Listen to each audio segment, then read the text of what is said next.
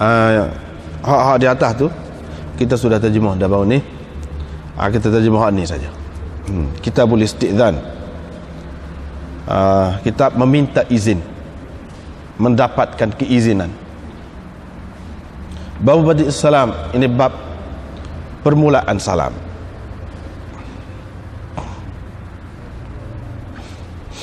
Dengan sanadnya Imam Bukhari meriwayatkan dari Abi Hurairah dari Nabi SAW sabdanya, Allah telah menciptakan Adam ala suratih, yakni di atas rupanya, tuluhu sittuna dhira'an, tingginya 60 hasta. Falamma khalaqahu, apabila Allah telah menciptanya, qala, Allah berkata, idhab, pergi, beri salam kepada golongan malaikat yang sedang duduk itu, dan engkau dengar apakah ucapan hormat mereka terhadapmu, kerana itulah ucapan hormat engkau dan anak cucumu nanti. Faqala, maka Adam pun berkata, Assalamualaikum.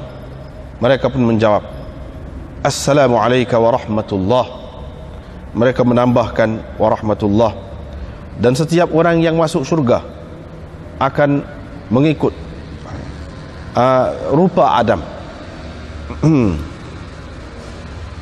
Setiap orang yang masuk ke dalam syurga ala surati Adam, yang mengikut rupa Adam. Falam yazalil khalq yanqusu ba'du hatta al-an. Terus kejadian manusia itu kurang, yakni ukurannya setelah itu, hatta al-an, hingga sekarang ini. Bab firman Allah atau bab qaulillahi ta'ala,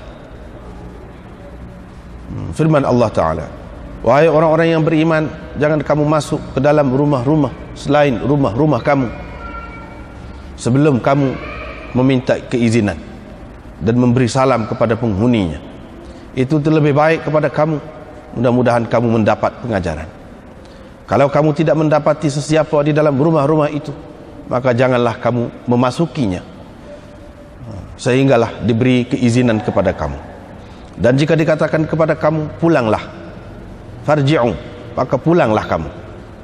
Itu terlebih baik bagi kamu, dan Allah Maha mengetahui tentang apa yang kamu lakukan. Laisa alaikum, ayat lain pula, laisa alaikum junahun, tidak menjadi kesalahan kepada kamu untuk memasuki rumah-rumah yang tidak dihuni. Ghayra fiha mata'un lakum, rumah-rumah yang terdapat di dalamnya kemudahan untuk kamu. Wallahu ya'lamu ma tubduna wa ma taktumun, dan Allah mengetahui apa yang kamu nyatakan dan apa yang kamu sembunyikan. Sa'id bin Abil Hasan pernah berkata kepada Hasan bahawa orang-orang perempuan Ajam membuka, mendedahkan dada dan kepala mereka. Qala, Hasan berkata, palingkan pandanganmu, yakni jangan engkau lihat kepada aurat mereka itu. Dan firman Allah Ta'ala, qul lil mu'minina yaghuddu min absarihim, katakan kepada orang-orang mukmin supaya mereka menundukkan pandangan mereka dan menjaga, memelihara kemaluan mereka. Qatadah berkata, menjaga itu maksudnya dari orang yang tidak halal kepada mereka. Wa qul lil mu'minat yaghdudna min absarihin, katakan kepada orang-orang perempuan mukmin supaya mereka menundukkan pandangan mereka dan memelihara kemaluan-kemaluan mereka. Dalam ayat yang lain disebutkan khainatal a'yun, mata yang khianat, penglihatan yang khianat. Ini idhafat sifat kepada mausuf. An-nazar, apa maknanya khainatul a'yun? Yani pandangan, memandang kepada apa-apa yang terlarang. Zuhri berkata, berkenaan dengan Zuhri berkata tentang melihat perempuan yang belum datang haid, tidak boleh dilihat kepada mereka, yakni orang-orang yang timbul keinginan kita terhadapnya, mana tidak boleh kita melihatnya. walaupun dia masih kecil. Atha berkata, Atha tidak suka mana seseorang memandang kepada hamba-hamba sahaya perempuan yang dijual di Mekah, kecuali kalau seseorang itu mahu membelinya. Dengan sanadnya Imam Bukhari meriwayatkan dari Abdullah bin Abbas, katanya Rasulullah sallallahu alaihi wasallam pernah memboncengkan Fadl bin Abbas pada hari Nahar, yakni pada hari raya kurban. Gendong Fadl bin Abbas di belakangnya, yakni di atas punggung untanya. Fadl adalah seorang yang cantik, seorang lelaki yang cantik. Rasulullah sallallahu alaihi wasallam berhenti untuk memberi arahan kepada orang. Yuftihim, Nabi sallallahu alaihi wasallam mengeluarkan pendapat, mengeluarkan fatwa, untuk memberi fatwa kepada mereka. Fa aqbalat imra'atun, tiba-tiba datang seorang perempuan dari Bani Khath'am yang cantik, bertanyakan Rasulullah sallallahu alaihi wasallam. Fatafiqal Fadl pun mula memerhatikannya, dan kecantikannya membuatnya berkenanlah kepadanya, membuatnya kagum kepadanya. Faltafatan Nabi sallallahu alaihi wasallam. Nabi sallallahu alaihi wasallam pun berpaling. Ketika itu Fadl sedang melihat kepada perempuan tadi. Nabi sallallahu alaihi wasallam pun menghulurkan tangannya ke belakang, lalu dipegangnya dagu Fadl, dan dipalingkan mukanya dari memandang ke arah perempuan itu. Maka perempuan itu bertanya, wahai Rasulullah, sesungguhnya fardu ketentuan Allah berhubung dengan haji kepada hamba-hambanya, ke atas hamba-hambanya, telah pun sempat dengan ayah saya yang telah pun sangat tua. Dia tidak mampu untuk berada di atas belakang kenderaan. Adakah kalau saya mengerjakan haji bagi pihaknya itu memadai? Nabi SAW menjawab, iya. Dengan sanadnya Imam Bukhari meriwayatkan dari Abi Sa'id Al-Khudri bahwa Nabi SAW bersabda, iyyakum wal julus bit turuqat, ataupun fit turuqat. Janganlah kamu duduk di jalan-jalan.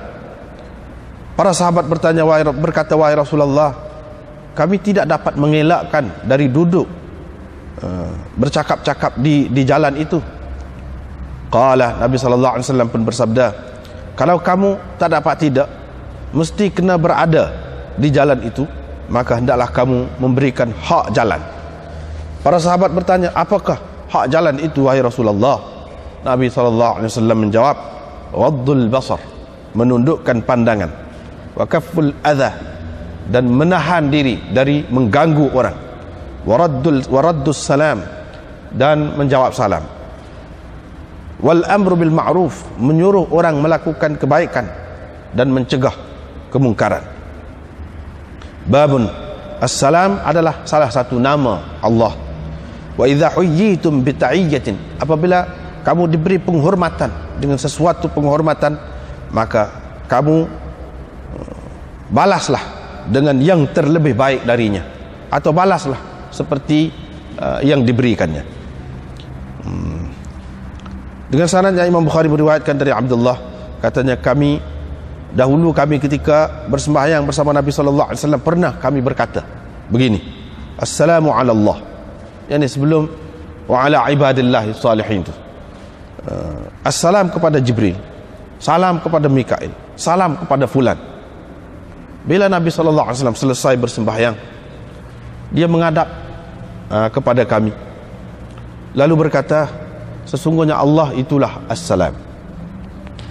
Apabila seseorang kamu berada dalam sembahyang, duduk dalam sembahyang, maka hendaklah dia mengucapkan begini, at-tahiyyatu lillahi was-salawatu wat-thayyibat, assalamu alayka ayyuhan nabiyyu wa rahmatullahi wa barakatuh, assalamu alayna wa ala ibadillahi salihin. Kerana apabila dia berkata begitu, akan mengenai akan sampai kepada setiap hamba yang saleh, sama ada yang berada di langit ataupun di bumi. Seterusnya, asyhadu an la ilaha illallah wa asyhadu anna Muhammadan abduhu wa rasuluh.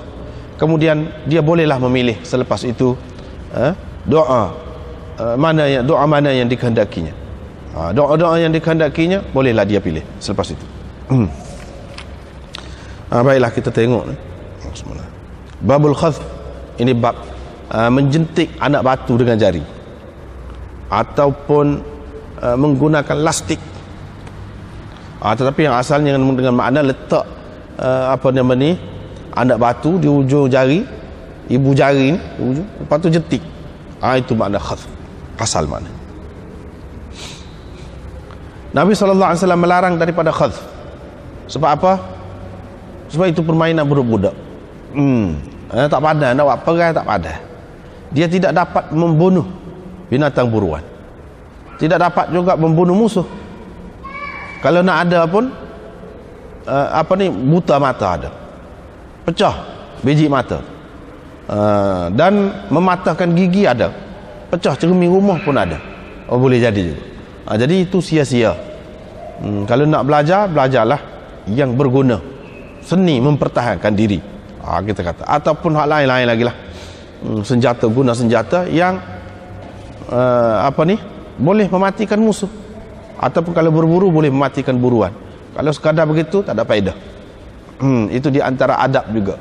Orang yang beradab tak habis masa dengan benda-benda yang sia-sia, benda-benda yang tak ada faedah, benda-benda yang merugikan. Yang dia buat ialah yang ada faedah. Kalau kata main pun main yang ada faedah. Tidak tu sepak bola saya saja tak tu kalu. Habis masa gitu, patah betih. Sedangkan orang zaman dulu patah betih, patah tangan, pergi berlatih, pergi perang.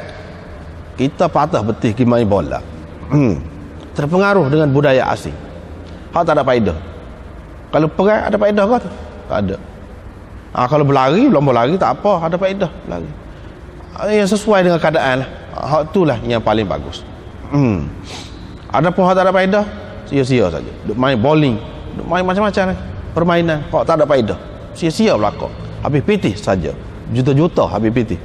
Belanja kepada benda tak ada faedah. Sedangkan ramai lagi orang pintu rumah pun tak ada. Jendela pun tak ada. Tangga pun tak betul, molek lagi. Tiba-tiba kita perhabis duit sia-sia. Pasal apa? Tak faham agama. Betul. Babul hamdilil atis. Ini bab mengucapkan alhamdu kepada orang yang bersin. Ada dua orang bersin di hadapan Nabi sallallahu alaihi wasallam. Nabi sallallahu alaihi wasallam tashmid kepada salah seorang. Tashmid tu jawab ucapan orang bersin. Kata alhamdulillah, jawab yarhamukallah, kata begitu. Dia tidak tashmid untuk yang seorang lagi. Maka dia kata kepada Rasulullah. Yang kata tu dalam riwayat yang seterusnya ni akan datang, kita tengok hak tu lah, hak bersin, hak dia tidak ucapkan alhamdulillah. Dia tu lah katanya. Dia kata dia ni engkau tashmid. Faqala hadza, Nabi sallallahu alaihi wasallam kata, dia puji Allah, dia kata alhamdulillah. Wa hadza lam yahmad, dan ini tidak puji. Mana engkau tidak puji dalam hadis yang seterusnya. Jadi kalau tidak kata alhamdulillah, kita tidak kena kata, tidak kena tashmid. Yang dikata yarhamukallah tu tidak. Bab tashmidil atis idza hamidallah. Ini bab tashmid, mengucapkan yarhamukallah kepada orang bersin idza hamidallah, apabila dia memuji Allah. Yang dikata alhamdulillah. Barulah kita kata yarhamukallah. Tadi alhamdu lil atis. Hak ni atis yang macam mana? Orang bersin yang macam mana? Yang memuji Allah. Barulah ada tashmid itu. Kalau tidak, tidak ada.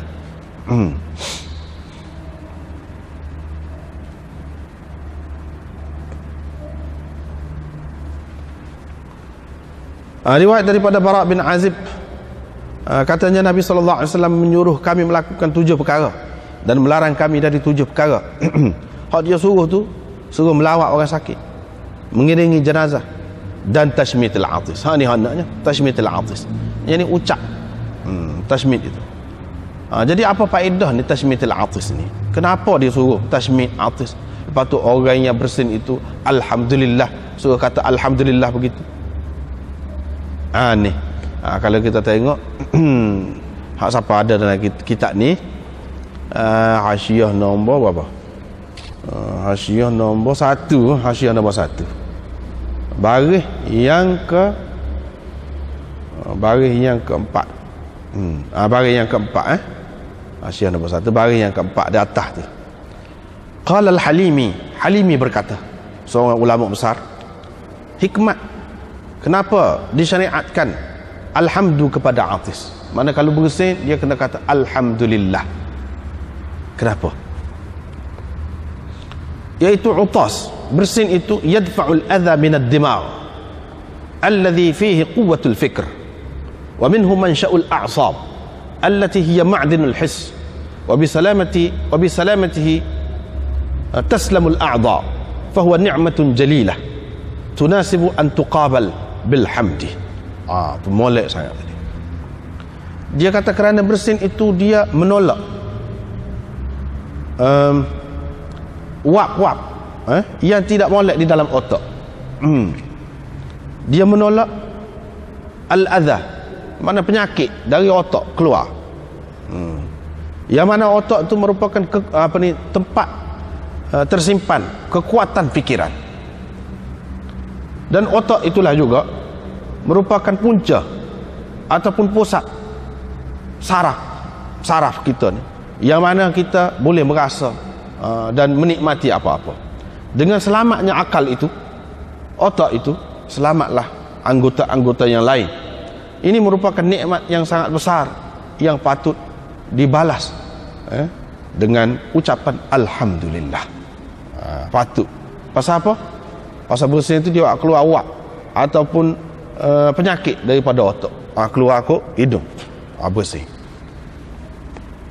Adapun sedawa, tidak, dia keluar daripada ma'idah, sedawa. Adapun kentut, dia keluar daripada usus, daripada usus. Kentut tu pun sihat juga, tapi apa tidak alhamdulillah, bau busuk, tak molek waktu tu. Orang duduk dekat pun lari. Lepas pada tu dia melalui tempat kotor tu. Dan tidak sepenting bersin tu. Bersin tu maknanya menjaga otak kita tu, akal kita.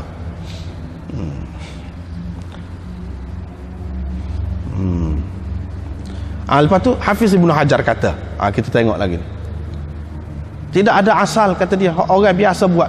Boleh jadilah orang pada masa dia ni ada duduk buat lagu ni, iaitu baca Fatihah. Baca Fatihah cukup. Bila bersin tu alhamdulillahirabbil alamin arrahmanir rahim maliki yaumiddin sampai habis baca Fatihah. Itu tidak ada asal, tak ada asas. Begitu juga kata benda lain, tidak kata alhamdulillah, itu pun tak ada juga, tak betul juga. Kena kata lagu ni lah. Bahkan ulama mengatakan tidak boleh lebih daripada alhamdulillah. Sekatu alhamdulillah. Walaupun ada yang lain mengatakan dia tidak lebih, tak boleh kata lebih daripada gini, sebab ini ada juga dalam riwayat yang lain, alhamdulillahi ala kulli hal. Sekatu. Ada juga dalam riwayat yang lain, alhamdulillahi rabbil alamin. Kalau nak kata pilih tiga tu, antara tiga tu, tak boleh lebih daripada tu. Lebih daripada tu tak ada. Ada asas.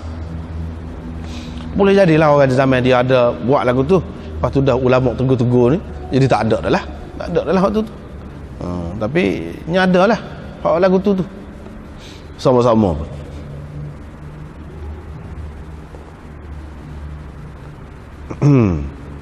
Jadi hendaknya tashmitul atis itu, ijabatid da'i, raddis salam. Ini sudah berapa kali dah kita jumpa hadis. Nasril mazlum, walaupun apa ringkas itu tapi cukup besar maknanya belaka tu. Dan melarang daripada 7 perkara ini kita sudah jumpa dah hadis. Bau ma yustahabbu minal utas wa ma yukrahu minat tatha'ub. Bersin yang disukai, yang bagus, dan menguap yang tidak bagus. Yang ini bukan semua. Ada dalam hadis dia sebut menguap itu daripada syaitan, dia kata. Bersin itu daripada Allah. Imam Bukhari nak menarik perhatian kita. Semua bersin kah? Dan semua menguap itu daripada syaitan kah? Tidak. Itu dia dah. Sebab tu dia buat tajuk-tajuk lain. Mana ada bersin yang bagus, yang baik. Patut kita nak kata alhamdulillah. Mana ada bersin yang tidak. Ada orang bersin ada 15 kali bersin. Tu jadi kau penyakit pula dah tu. Itu tanda penyakit. Ataupun dia ni selsema ke? Boleh jadi juga bersin. Itu bukan tanda sihat. Bukan tanda sihat. Seperti darah lah, darah yang keluar daripada orang perempuan itu, kalau hak natural, hak biasanya, darah hak tu biasa tu, sihat tu. Supaya awak keluar najis, sihat. Kita tidak kata dia tak sihat. Tetapi kalau dari tempat yang sama, saluran yang sama, kalau keluar hak selain hak, itu tidak sihat dah tu. Tanda tidak sihat pula tu. Bahkan ulama mengatakan bersin yang menandakan sihat 2 kali. Hak lebih daripada tu tidak sihat dah tu. Hak tidak sihat tu jenuh, alhamdulillah lah. Banyak benar lah alhamdulillah. Tetapi setengah ulama yang lain kata tidak. Kalau dia kata alhamdulillah pun tetap baik. Sebab apa? Pada ketika sakit tu memang perlu dia bersin banyak. Kalau tidak bersin banyak akan tertahan juga. Itu seseolahnya tekanan dalam tubuh hak semula jadi Allah SWT buat untuk mengeluarkan wap-wap yang tidak baik daripada otak. Penyakit-penyakit daripada otak, walaupun dalam bentuk dia sakit pun, itu pun tetap baik juga. Sebab dia kata daripada Allah. Daripada Allah. Tetapi sekurang-kurangnya Imam Bukhari nak cerita di sini, bersin tadi tidak dianggap baik lah.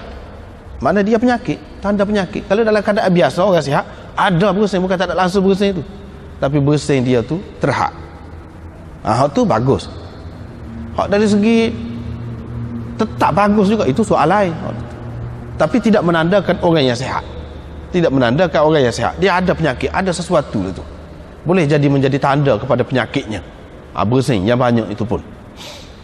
Begitu juga menguap. Menguap hak dari syaitan ni, menguap kerana lalai, lekor, makan banyak, cuai kita. Tetapi sebagai manusia, hak biasa ni apabila mengantuk dia menguap, hak tu tidak boleh kita kata daripada syaitan. Hak tu hak semula jadi kita. Allah SWT buat kita. Hak tu bukan tak bagus muak tu. Kalau kita kata hak tu tak bagus, maknanya semua muak tu tak bagus. Sedangkan ada muak yang bagus. Hak semula jadi. Setiap manusia memang dia menguak. Ada pula orang kata Nabi SAW tak menguak pula. Serupa je dia manusia, dia menguak sepatutnya juga. Cumanya dia tidak menguak tak tutup pasal. Kita ni menguak semua. Sebab apa? Jadi apabila kata daripada syaitan, syaitan suka tu kat mana? Ya, dia kata di dalam hadis ni, syaitan suka apabila seorang tu menguak. Pasal apa? Pasal syaitan kenal apabila dia menguak tu satu, dia tak boleh nak kerja dah lah. Tak jadi buat kerja. Ikutlah kerja dunia pun tak jadi. Kalau nak bawa kereta pun tak boleh lah tu. Ngatuk. Ngatuk. Yang kedua, syaitan suka sebab apa? Sebab boleh jadi dia menguat tu, mengantuk tu kerana kecuaian dia. Makan banyak ke, minum banyak ke. Dua. Suka juga. Yang ketiga boleh jadi dia menguat tu tak ada apa. Dia sakit. Dia ada penyakit. Suka juga syaitan. Sebab apa? Apabila orang ada penyakit, nak ibadat pun tak boleh, nak pergi ngaji pun tak boleh, nak bagi perhatian, tumpuan kepada gapo-gapo pun tak boleh. Sukalah syaitan. Sebab tu dia suka. Jadi kita kena mengelakkan diri kita daripada menguat. Sama ada dengan kawal makanan, biar tubuh kita sihat, dan sebagainya. Hak mana-mana yang menyebabkan menguat tu tidak hak asal, tidak natural, kita kena jaga tu. Tapi kalau hak natural, hak tu tak apa. Sebab tu dia kata bersin yang bagus dan menguap yang tidak bagus. Mana ada hak tidak bagus. Kalau hak biasa tu bagus, tu tak ada apa. Tidak kata orang tu mana dikuasai oleh syaitan adalah. Dah biasa je tu. Apabila mengantuk lewat malam yang menguap. Sampai masa tidurlah. Begitu. Seterusnya Allah SWT suka bersin. Mana suka kepada suatu keadaan yang menyebabkan orang itu sihat. Salah satu nak mengeluarkan penyakit daripada tubuh dengan cara bersin. Ada cara lain lagi.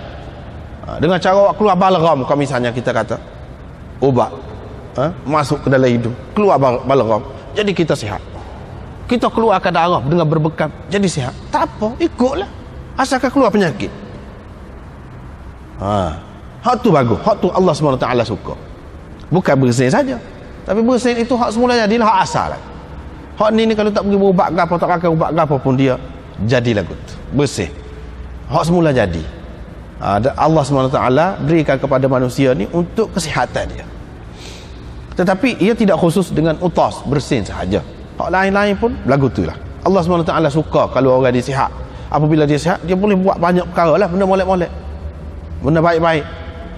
Dan tidak suka kepada tasawuf. Pasal apa? Apabila tasawuf ni menguat ni, malas, lesu, letih, lemah, dia tidak suka. Maknanya secara tidak langsung berarti Allah SWT tidak suka kepada orang yang malah, orang yang letih, orang yang lesu, orang yang lemah. Dia tidak suka. Apabila dia tidak suka, kita kena usaha lah, jangan jadi lagu tu. Gitu. Apabila seseorang itu bersin, dia memuji Allah, maka menjadi kewajipan kepada setiap muslim yang mendengarnya untuk mentashmidkannya. Untuk mentashmidkannya, untuk kata yarhamukallah, menjadi kewajipan. Kewajipan ini setara mana? Wajib fardu ain ke? Khilaf ulama. Ada yang mengatakan fardu ain, setiap orang hak dengar, walaupun dia bersin seorang, alhamdulillah, dia kata setiap orang dengar kena kata yarhamukallah. Ada pula yang mengatakan tidak, fardu kifayah saja. Kalau dalam ramai-ramai tu seorang saja jawab, tak apa dah. Ada juga yang mengatakan ini tidak fardu ain, tidak fardu kifayah, tetapi mustahab saja. Jadi khilaf lah dalam masalah ni, khilaf. Hak mana kita nak, hak moleknya, iaitu kita jawab lah. Maknanya tanda kita simpati, tanda kita sokong benda yang molek tu.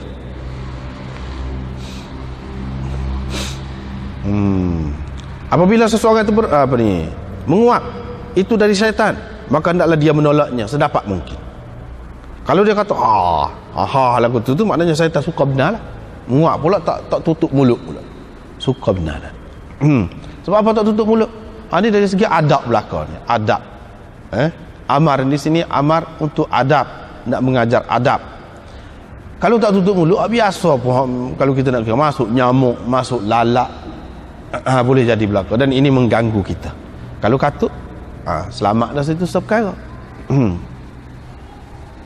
Selamat dah situ seperkara. Selain daripada itu, tidak jadi kita ni bahan ketawa syaitan. Jadi syaitan suka benar dia kalau kita ni boleh jadi bahan ketawa dia. Kita buat hak ni pun jadi menyebabkan dia suka juga. Kita buat hak ni pun dia suka juga. Banyak benar hak dia suka dengan kita. Tak salah lagu tu. Bab apabila seseorang itu bersin, bagaimana kita nak tashmid? Tashmid tu lagu mana? Tashmid tu lagu mana? Iaitu dia kata yahdikum, yarhamukallah. Apabila kawan dia tu kata yarhamukallah, dia kena kata pula yahdikumullah wa yuslihu balakum. Semoga Allah memberi hidayat kepada kamu dan memperbaiki keadaan kamu. Maknanya saling doa mendoa lah, secara tidak langsung doa dah tu. Hak ni doa kepada hak ni, hak ni doa kepada hak ni. Yahdikumullah wa yuslihu balakum. Ada pula ulama yang mengatakan selain daripada hak ni, kita nak kata lagu lain, boleh juga. Yaghfirullahu lana walakum, boleh juga kita kata lagu. Semoga Allah mengampunkan kami dan kamu. Imam Malik dan Imam Syafi'i kata boleh nak pilih hak mana satu daripada dua ni, boleh. Maknanya orang hak bersin itulah pula katanya setelah ni kawan dia kata yarhamukallah, dia pun kata yahdikumullah wa yuslihu balakum atau yaghfirullahu lana walakum. Boleh pilihlah antara dua tu. Ini semua termasuk di dalam adab. La yusammatul tidak ditashmidkan orang yang bersin kalau dia tidak memuji Allah. Mana hak tashmid tu apabila dia puji Allah. Maknanya dia ingat kepada Allah SWT yang memberi dia tu sehat. Bersin tu, kalau kata bersin banyak kali pun muja bersin, kalau tidak lagi teruk, lagi tertahan di dalam kepala dia tu, boleh jadi menyebabkan sakit kepala dan timbul macam-macam penyakit yang lain pula. Atau Allah SWT buat bersin tu walaupun banyak kali kepada orang yang reti, orang yang arif, doktor, dia faham bersin banyak kali ni tanda gapo, penyakit gapo hak mungkin nak kena dia. pun itu amaran lah tu, amaran awal. Baiklah untuk kita berubat. Jadi kalau apabila seseorang itu kata alhamdulillah, dia puji Allah, mana dia ingat kepada Allah SWT yang memberi kesihatan kepada dia tu. Sebab tu dia kata alhamdulillah. Orang lagu ni patut kita balas lagi doa kepada dia. Yarhamukallah, semoga Allah merahmati kamu. Mana kalau mati pun dapat rahmat, kalau tidak minta rahmat lah. Rahmat Allah SWT dalam bentuk sihat pun rahmat dia juga. Sebab bersin-bersin itu tanda dah tu, tanda sama ada sihat ataupun tidak sihat. Kalau sudah sihat dah, tambah lagi rahmat.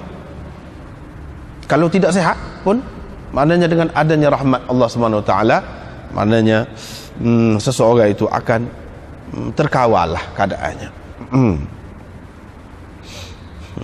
Tadi juga ada sini Nabi SAW kata, orang itu kata, apa engkau tashmid ni, engkau tak tashmid aku? Nabi SAW kata, sebab dia hamidallah, engkau tidak puji Allah.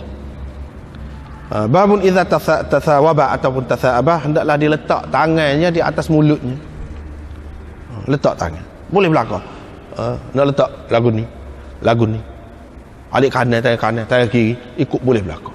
Abu Sa'id Al-Khudri pernah menguap, dia letak tangan kiri, boleh ikut mudah lah, ikut mudah. Mana-mana tak apa belakang ni, tidak kata kena tangan kanan, tangan kiri tak boleh, tangan kiri pun boleh.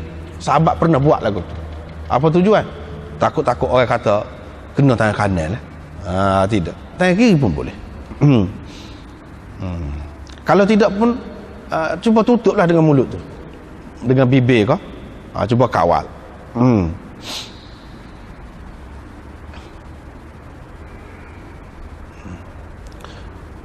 Ada pun hak sunnahnya, iaitu gitu,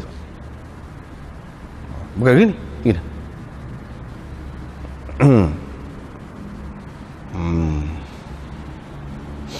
Habislah situ. Cumanya bara'ah ikhtitam dia, bara'ah ikhtitam. Jadi isyarat kepada penutup kitab ni, sama-sama Imam Bukhari dia tak lupa tu, ada sama. Bara'ah ikhtitam dia duduk mana? Ada yang mengatakan duduk pada falyaruddahu mastata'a, hendaklah ditolaknya sedapat mungkin. Tapi hak tu tidak berapa terang. Hak terangnya iaitu kata yarhamukallah, itu tanda mati. Dulu tak ingat ke, baru ni kita sudah jumpa dah, namanya sahabat itu Amir bin Al-Aqwa. Dalam perjalanan nak pergi perang, malam tu ketika duduk berjalan, Nabi SAW kata yarhamuhullah. Sahabat apa kata? Sahabat kata lah ke mana? Alangkah sukanya kalau engkau biarkan dia ni hidup lagi bersama kita. Sahabat faham selalu bila kata rahimahullah, yarhamuhullah, rahimah, perkataan rahmat ini isyarat kepada mati, tak ada kaitan dengan mati. Esok memang betul pergi perang mati dia. Sahabat faham tu, malam tu lagi faham ya dia nak mati. Dan ada sahabat kata, kenapa tidak biar panjang, kalaulah panjang umur dia lagi, suka lagi kita dapat duduk sekali lagi dengan dia. Ataupun ada beberapa makna yang kita sudah bincang di tempat dia dulu. Hak naknya di situ Nabi SAW guna perkataan yarhamuhullah, itu mengisyaratkan kepada mati. Sebab itulah orang panggil almarhum. Almarhum ni orang sudah mati lah, almarhum. Rahmatullahi alaih atau rahimahullah kepada orang yang sudah mati. Itu isyarat kepada mati. Bila mati habislah cerita kita. Sebab ada permulaan, ada akhir. Kita ni pun habislah lah, bak dia tu habislah. Begitu. Masuk pula kitab lain pula, iaitu Kitabul Isti'dzan, kitab minta izin. Setengah-setengah ulama mengatakan hak ni termasuk dalam bab adab juga, mana tidak perlu ada bab yang berlainan. Tetapi oleh kerana dia ni penting, Imam Bukhari buat secara berasingan, nak tunjuk, nak mengisyaratkan kepada kita bahawa hak ni perlu dijaga, adab ini secara khusus perlu dijaga. Sehingga perlu disebut, kalau kita buat bab lain pun tak apa, munasabah. Itu sebab dia buat bab lain. Dan bab ini sebenarnya sebagai bab dalam bab, mana masih lagi ada kaitan dengan hak sebelum ni, tetapi ia sebahagian yang penting daripada adab itu. Permulaan salam. Sama Imam Bukhari, dia kalau wahyu, permulaan wahyu, dia cerita sejarah dulu, asas silah dia, salam ni mari mana, asal silah. Itu sebab dia buat badi'is salam, permulaan. Ini orang panggil bara'ah istihlal. Bara'ah istihlal maknanya start tu menunjukkan permulaan. Dia ada bad'is salam. Permulaan itu, dia ada isyarat permulaan. Sebagaimana Imam Bukhari ada isyarat kepada akhir, dia juga ada isyarat kepada permulaan. Setiap bab tu ada menunjukkan permulaan. Seolah-olahnya setiap benda ni, sesuatu ni ada permulaan dan ada hujungnya. Kita pun lagu tu juga, dia nak mengingatkan kita lah belakang tu. Kalau main sama-sama main baca lagu ni, ingat sungguh. Jadi biasa ingat hidup kita digam dia, ada permulaan, ada hujung. Tak tahu bila nak hujung tu, maka tidak ada masa lagi lah nak buang masa. Habis saja gitu. Badi'is salam, permulaan salam. Kemudian dia cerita khalaqallahu Adam ala surati. Apa makna ni? Allah SWT menjadikan Adam di atas rupanya, yang mengikut rupanya. Nya tu balik ke siapa? Nya tu ada beberapa pendapat. Dalam hasyiah kita ni pun banyak dah pada dah ni pun dalam hasyiah kita. Satunya balik kepada Adam, hak tu lah hak jelas. Yang ni Allah SWT menjadikan Adam tu atas rupa dia tu dah. Tidak kata daripada beruk, daripada kera dulu mula manusia ni, tidak. Manusia ni jadi dalam rupa dia tu dah. Kalau Adam ada dalam rupa tu. Hadis ini menolak teori orang panggil evolusi ke gapo ke, yang kata manusia ni tidak dalam rupa ni. Kerana apa ni, berlalu sekian lama zaman itu daripada beruk asalnya jadi kepada orang. Itu tak betul. Sebab apa? Allah SWT menjadikan Adam dalam rupa dia tu dah. Anak dia pun lagu tu juga, tidak kata lagu lain. Itu hak jelas ni, hak paling jelas. Lepas tu kita tengok ni, nombor 6 dalam hasyiah kita ni. Cuba kita tengok. Qauluhu ala suratihi, ay ala surati Adam, yani atas rupa Adam tu, yani ala suratin muqaddaratin lahu lam takun tilka surah qablahu. Yani Allah SWT buat atas rupa tu, tak ada sebelum pada tu hak lagu tu rupanya, kejadian Allah SWT. Itu makna ala surati, yani atas rupa yang telah ditentukan oleh Allah SWT. Sebelum pada tu tak ada makhluk yang berupa lagu tu. Ataupun ala surati itu maknanya dalam keadaan rupa dia tu, makna dengan sempurna gitu, terus sempurna. Tidak kata daripada kurang dulu sehingga jadi akhirnya jadi macam tidak. Lagu tu dah dengan sempurna sejak awal lagi. Awwala marrah walam yastakmil darajatan kama fi auladihi. Dan apa ni, tidak kata dia ni ni yang ketiga, pendapat yang ketiga. Tidak kata seperti anak cucu dia, duduk dalam perut, lepas tu daripada segumpal darah jadi kepada segumpal daging dan seterusnya. Tidak lagu tu. Kemudian kecil, kemudian lepas tu besar. Tidak. Terus Allah SWT jadikan dia tu besar selalu.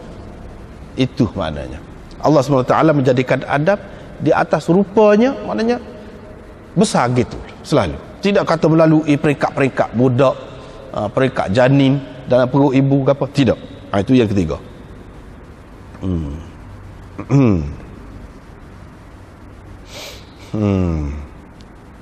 Yang keempatnya, Allah SWT menjadikan Adam ala surati, yani atas sifat. Ala suratihi itu balik kepada Allah, dan surah itu dengan makna sifat. Surah itu dengan makna sifat. Jadi Allah SWT telah menjadikan Adam di atas sifatnya, yani menurut sifatnya, sifat Allah. Situ hi itu dhamir itu balik kepada Allah. Ini pendapat yang keempat, iaitu sifat apa dia? Sifat ilmu, qudrat dan lain-lain. Sifat-sifat Allah tu ada pada manusia, walaupun kurang, itu soal lain, tapi sifat tu ada.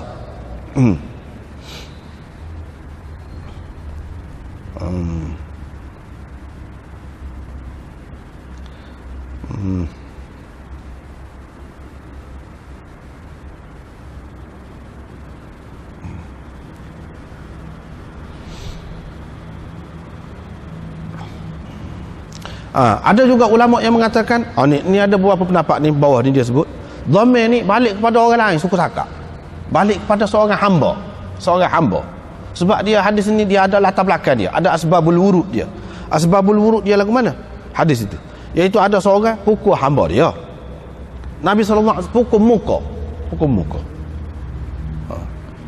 Nabi sallallahu alaihi wasallam pun larang. Dia pun kata innallaha khalaqa Adam ala suratihi. Allah SWT menjadikan Adam di atas rupa dia. Lagu ni ada. Rupa ni anak cucu dia. Jadi kamu kena hormat, ingat kata kaya dia.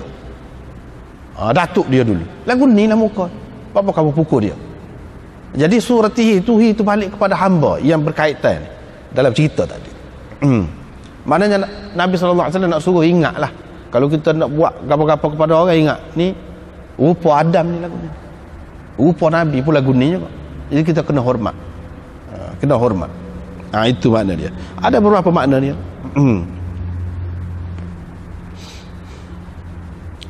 Ada juga ulama yang mengatakan Allah menjadikan Adam di atas rupanya, iaitu 60 hasta. Asalnya.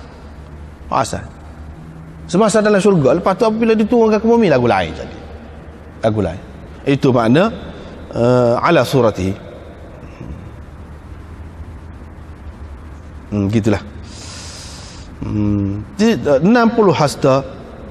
Bila Allah SWT menjadikannya, dia pun suruh pergi beri salam kepada puak-puak malaikat tu yang sedang duduk. Lepas tu dengar dia bagi salam lagu mana, jawab lagu mana. Lagu tu lah, salam kau dan anak cucu kau. Inilah asal silahnya.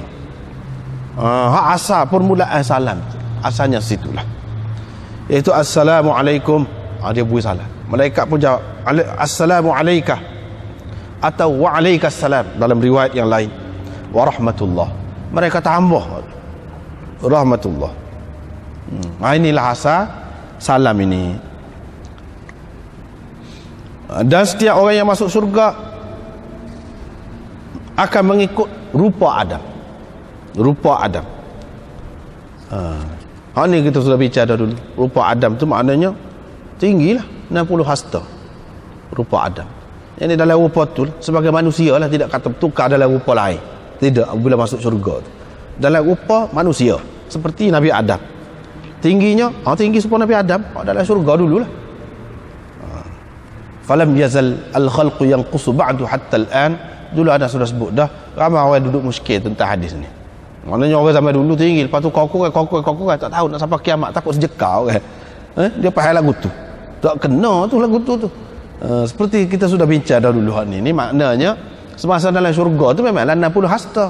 Apabila turun ke bumi, apabila dia halau dari syurga tu, banyak perkara lah. Kalau dulu tak payah makan ni, tak payah masak, tak payah gapo, sedia belakang. Pakaian tak payah cari, ni kena cari, kena gapo. Dari segi tingginya pun berbeza, jadi pendek Adam tu. Tidak 60 hasta. 60 hasta ni hak dalam syurga tu. Hak dalam syurga. Lepas pada tu kan kurang lah hingga ke sekarang. Semenjak Nabi Adam tu sampai ke sekarang ni kurang. Dalam keadaan kurang. Bukan bermakna orang dulu mesti lebih tinggi daripada orang kemudian. Dah. Supaya lebih kurang. Ini bergantung kepada bangsa lah. Ada bangsa seperti orang putih tu tinggi dia. Lah ni pun kita hak pendek ni pendek. Bila-bila pun sampai dulu pun pendek dah. Tu nenek kita tu. Begitu. Itu bergantung kepada keturunan. Tetapi maknanya dia berubah daripada hak asal, hak seperti dalam syurga. Jadi apabila masuk dalam syurga, supaya hak asal. Begitulah.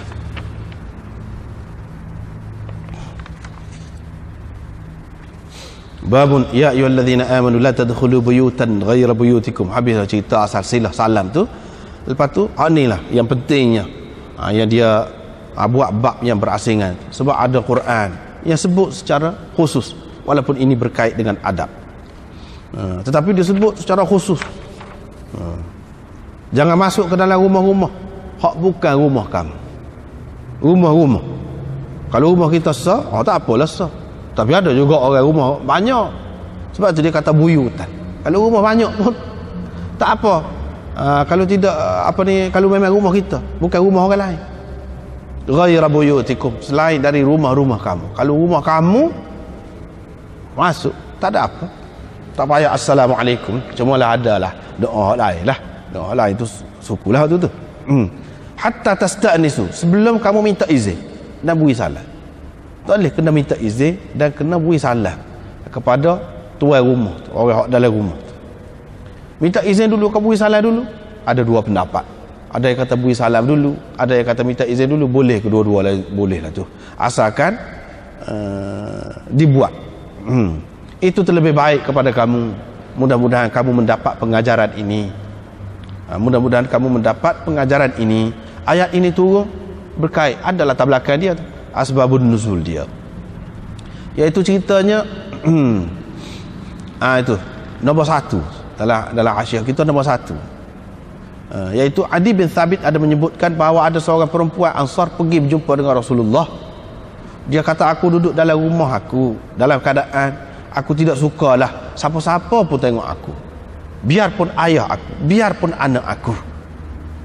Dia kata, tiba-tiba mari salah seorang lelaki Ansar dalam keadaan tu, dalam keadaan saya tidak senang saja, dalam keadaan tu, bagaimana saya nak buat? Perempuan tu tanya Nabi SAW. Maka turunlah ayat ini, turunlah ayat. Itu latar belakang. Wahai orang-orang yang beriman, jangan kamu masuk ke dalam rumah. Ini ni cara jahiliah berlaku. Tapi setengah-setengah orang kita pun nak warna kapung-kapung. Dia ada lagi duduk amal lagu ni. Masuk tu. Orang duduk mandi, duduk kembang gantung, dapur tu, dia masuk. Waktu tu kecek. Itu nampaklah maknanya tidak mendapat pendidikan tu. Tak mengaji tu, nampaklah cara tak mengaji. Jadi kebiasaan lagu tu. Tapi sekarang ni sudah kurang. Suatu ketika dulu biasa. Mesra lah tu, kira mesra. Rapat lah tu. Kalau tak ada siapa-siapa dalam rumah tu, jangan masuk. Tak boleh masuk dalam rumah orang. Sehingga diberi keizinan kepada kamu. Kalau tak ada orang, tak apa, tu dia kata tak apalah, masuklah. Masuk. Tu dia duduk lain. Tak apa, buih anak koci. Lagu tu tak apa, tu diberi izin tu. Ni kalau tidak diizin. Bahkan kalau dia kata baliklah, kamu kena balik. Misalnya dia ada kerja, jangan serah hati, jangan berasa hati. Kita tidak tahu orang tu dalam keadaan macam mana, sakit perut ke, kemung perut ke, lapar ke, nak makan, kita tidak tahu. Dengan sebab itu, kalau dikatakan baliklah, kita kena balik. Itu lebih bersih untuk kamu, lebih baik untuk kamu, lebih suci kepada kamu. Maknanya orang yang bersih jiwa lah kalau lagu tu. Kalau kamu boleh turut lagu tu, baguslah. Allah Maha mengetahui tentang apa yang kamu lakukan. Jadi jangan ingat, kalau orang lain tak tahu pun, kamu masuk dalam rumah orang senyap-senyap tu, tak ada siapa pun tahu, jangan ingat lagu tu. Allah tahu kamu masuk dengan maksud apa. Allah tahu. Bila kita ni ada akidah dengan Allah SWT, tak beranilah kita nak masuk, tak tentu pasal tu. Dengan sebab itu, dalam keadaan sekarang ni, molek benar kita, dalam keadaan kemudahan zaman sekarang ni, ada telefon, ada apa, molek telefon dulu, molek sebelum pergi tu, supaya dia dengan penuh kesediaan menerima kita tu. Jangan pergi tu dalam keadaan yalah macam-macam lah. Orang zaman sekarang ni sibuk, kerja banyak, tak berhenti. Kadang-kadang dia kerja malam, dia kena tidur tengah hari, shift malam, dia kena tidur tengah hari. Kita pergi buat seperti biasa, tak boleh lagu tu. Kena ambil kira keadaan orang tu. Tidak menjadi kesalahan. Ini ayat lain pula. Tidak menjadi kesalahan kepada kamu untuk masuk ke dalam rumah-rumah yang tidak dihuni, yang ada kemudahan untuk kamu. Apa dia? Hotel. Sampai sekarang ni hotel lah. Tu tak apa, masuk dalam rumah. Rumah tidak khusus untuk satu orang. Ada kemudahan, kesenangan untuk kamu. Kamu nak duduk 3 hari, kamu bayarlah. Itu makna mata'ul lakum. Dalam rumah itu ada kemudahan, kesenangan untuk kamu. Tak apa masuk dalam rumah. Nak minta izin dengan siapa lagi dah, tu dia bui dah, bayar dah. Boleh kita masuk. Wallahu ya'lamu ma tubduna wa ma taktumun. Kita pergi ke rumah-rumah lagu ni biasanya jauh-jauh lah kan. Allah tahu apa yang kamu nyatakan dan apa yang kamu sembunyikan. Biasanya orang buat benda-benda tak molek di tempat-tempat begitu. Allah tahu. Hak nyata, hak sembunyi pun tahu. Bini serati kau tidak bini kau, dia tahu. Orang lain tak tahu. Kamu boleh tipu orang lain. Tapi Allah SWT tahu. Boleh masuk, tapi masuk dengan maksud yang baik. Kena faham. Bukan dengan maksud nak buat maksiat. Sebab apa? Allah tahu apa yang kamu nyatakan dan apa yang kamu sembunyikan. Sa'id bin Abil Hasan pernah berkata kepada Hasan, tanya kepada Hasan Basri, lagu mana dia kata orang perempuan ajam ni dia dedah dada, dah dedah kepala, tak tutup kepala. Ini menunjukkan di kalangan salaf dulu orang tak tutup kepala, tak tutup dada ni cara jahiliyah, cara bukan orang Islam. Adapun Islam tutup, maklum dah tu dalam kitab-kitab ni. Kalau kita tengok lagu tu, orang tak kecek dah tu. Masalah orang Islam dedah kepala ke dedah dada apa tak apa, dah budaya kita lagu tu tak kecek dah tu. Dalam kitab sebut banyak sangat ni, jumpa semua. Lagu mana? Kalau orang ajar, kalau kita pergi negeri orang putih kau, kita pergi negeri Cina ke negeri orang kafir lah, tempat orang kafir lah, dia dedah. Hasan Basri kata jangan tengok kita nak ubah lagu mana keadaan tu, muka tempat dia lagu tu, pakaian dia lagu tu. Kita kena kawal diri kita. Jangan tengok sekadar perlu kita nak berurusan dengan dia di hotel, di apa tempat mana, sekadar perlu. Selain daripada tu jangan tengok ke tempat-tempat aurat itu. Itu makna isrif basarak, pusingkan mata ke engkau. Inilah maksud firman Allah SWT pun. Allah SWT suruh, dia suruh bukan orang perempuan saja, orang-orang mukmin suruh menundukkan pandangan mereka. Yang ni jaga pandangan, jaga kemaluan. Pandangan itu menyebabkan bawa kepada kemaluan. Kedua-dua tu ada kaitan rapat. Sebab tu dia suruh jaga. Orang lelaki pun disuruh juga, bukan orang perempuan saja. Suruh jaga ni daripada orang yang tidak halal untuk orang mukmin. Hak halal kalau bini tak apa, tu tak jaga pun. Dan katakan kepada orang mukminat supaya menjaga pandangan.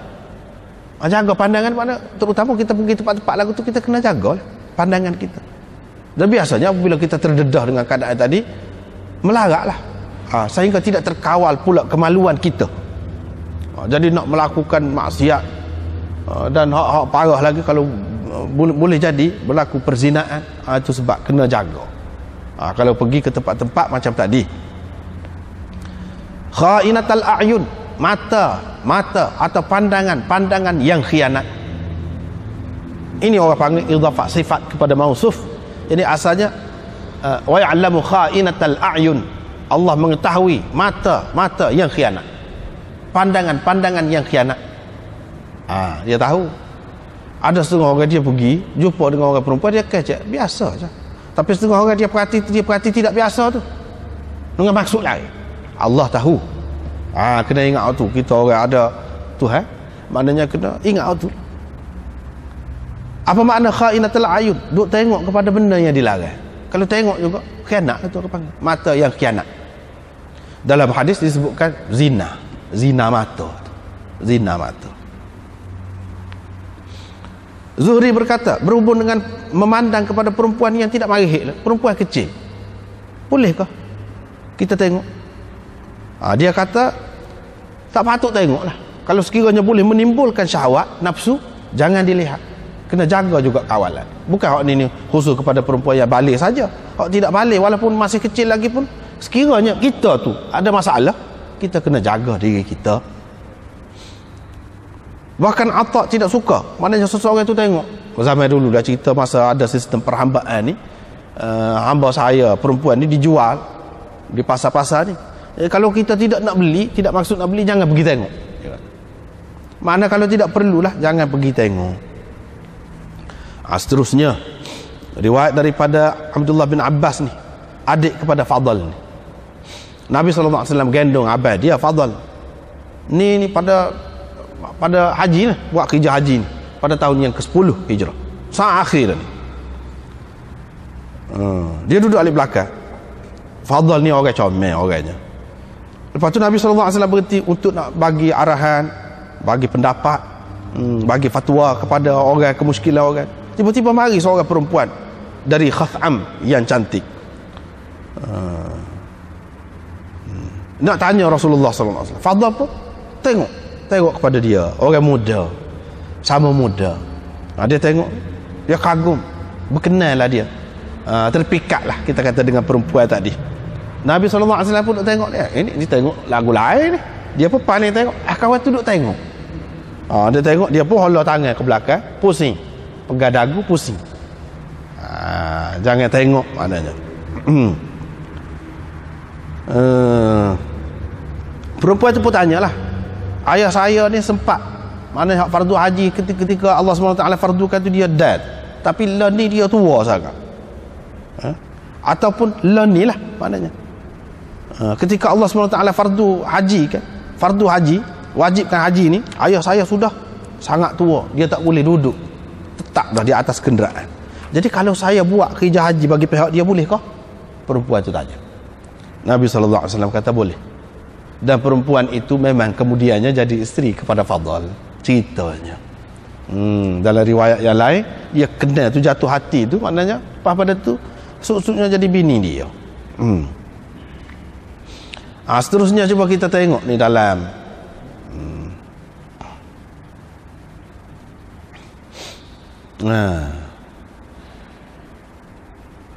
dalam hasyiah nombor 4 cuba kita tengok. Tidak nak baca habis, nak baca sikit je, nak pilih-pilih. Hak ni berkenaan dengan alih muka saat ni. Qauluhu wa hal yaqdi ay fa hal yujzi'u anhu. Tak boleh. Wa hawwala sallallahu alaihi wasallam wajh al-fadli hina alima bi idamatihi an-nazar ilaiha annahu a'jabahu husnuha fa khashiya alaihi fitnat asy-syaitan. Situ Nabi SAW pun tengok, nampak Fadl ni duduk perhati semacam kepada perempuan itu, dan dia terpikat dengan kecantikan perempuan itu. Nabi SAW pun bimbang akan dia ni bimbang dengan fitnah syaitan lah, palinglah muka dia. Wa fihi ada beberapa kesimpulan hadis yang dibuat. Dalam hadis ni kita dapat salah satu pengajarannya, iaitu hurmatun nazar ilal ajnabiyyat, haram memandang kepada perempuan-perempuan ajnabi, perempuan-perempuan yang halal kita berkahwin dengannya. Kirmani aini, kaf ain, mana isyarat kepada ni, petikkan daripada kitab itulah. Yakni haram tu kalau ditakuti timbul fitnah. Situ dia. Wa muqtadahu, ini berdasarkan kehendak hadis ini, kesimpulannya ataupun mafhum dianya, kalau aman daripada fitnah tidak haram. Haram itu kalau boleh menimbulkan fitnah, tetapi kalau tidak menimbulkan fitnah tidak apa. Kenapa? Kerana Nabi SAW tidak memalingkan muka Fadl tu, kecuali setelah dia tengok Fadl tu duduk tengok semacam, tengok renung semacam. Bukan maknanya lah gitu ya, tidak. Lepas tu baru dia paling, dia sebut dia.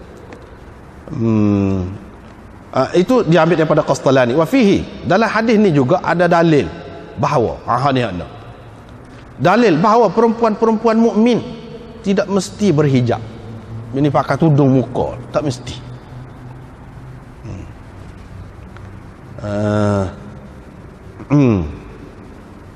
Iaitu apa yang mesti kepada isteri-isteri Nabi SAW. Isteri Nabi memang wajib berhijab, tetapi perempuan-perempuan lain hak merdeka pun tidak wajib. Kenapa? Dia kata idh law lazima dhalik jami'al nisa la amara an-nabi sallallahu alaihi wasallam al-khath'amiyyah bil istitar wala ma sarafa wajh al-fadl. Kalau mesti, tentu Nabi sallallahu alaihi wasallam duk tengok dah kan, Fadl duk tengok muka kawan tu. Apa dia kata, apa tak tuduh muka tu? Apa Nabi sallallahu alaihi wasallam tak kata gitu pada perempuan tadi? Tapi dia biar, hanya dia pusing muka Fadl. Perempuan itu dia tidak tegur. Perempuan itu tertudah lah, dia dedah muka dia tu. Sebab itulah Fadl nampak tu. Comel dia. Kalau tidak nak tahu mana comel ke tidak comel. Sini menunjukkan orang perempuan hak mukmin, hak biasa ni, ramai-ramai tidak wajib. Kalau dia nak tutup, boleh, tidak wajib. Hak tu, hak soalnya. Tidak wajib. Dan hak ni peristiwa yang terakhir dah ni. Pada tahun yang ke-10 dah ni. Nak kata mansuh lagi dak. Setengah-setengah orang kata, ni sebelum ayat hijab lah, sebelum. Ni dak ni, hak ni memang kemudian dah. Nabi SAW tak tegur. Tak mungkin. Kalau lah benda tu haram, Nabi SAW tak tegur. Tak mungkin. Ini salah satu dalilnya. Baiklah.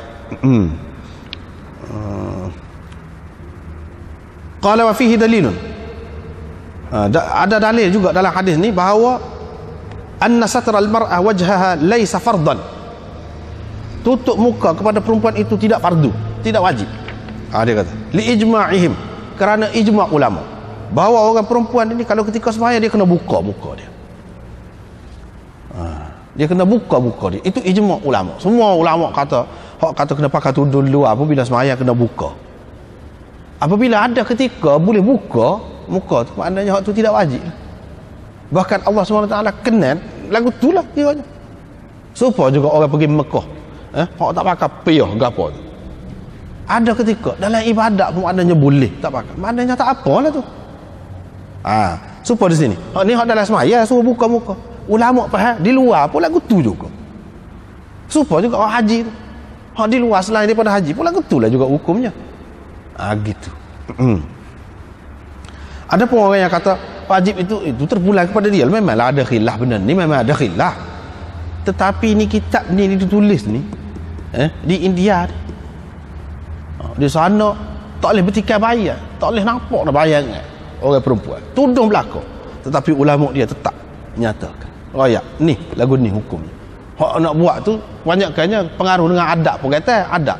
Orang Hindu pun tutup juga muka, orang Hindu pun. Jaga dia. Jadi kadang-kadang kita tak sebenarnya terpengaruh dengan adat. Nak buat ke mana-mana asal tahu tak apa. Tapi jangan terikut-ikut. Tahu biar tahu. Tak apalah. Seterusnya Nabi SAW larang duduk di tengah jalan. Sahabat-sahabat kata kita tak ada tempat kena duduk juga tu, nak cakap-cakap di situ. Kalau Nabi SAW kata kalau nak duduk juga, bagilah hak jalan. Sahabat tanya, gapo dia hak jalan? Hak jalan ni kena jaga lah pandangan. Jangan duk perhati kau orang lalu. Sehingga malu orang perempuan nak lalu.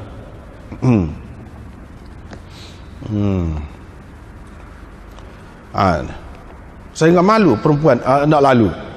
Kaful adha, yakni menahan diri daripada menyakiti orang, mengganggu orang. Ganggu dengan kata-kata lah, dengan macam-macam kata. Habis masa duk tengok orang lalu, lepas tu duk kata hurai tentang orang tu. Orang jalan lagu ni. Tak ada pasal. Terutamanya orang perempuan pula duk sebut-sebut, cakap lagi. Raddus salam, jawab salam. Kalau orang lalu beri salam, jawab salam. Di sini dalam hasyiah yang disebut kaful adha, menahan diri daripada gangguan. Gangguan tu nahwu tadhyid ala al-marah, yang menyempitkan orang nak lalu susah. Tak boleh lah kalau sampai lagu tu. Dan menghina orang hak lalu. Orang hak lalu tu pula kata lagu ni. Hak kecok lah macam-macam. Panjang lagi.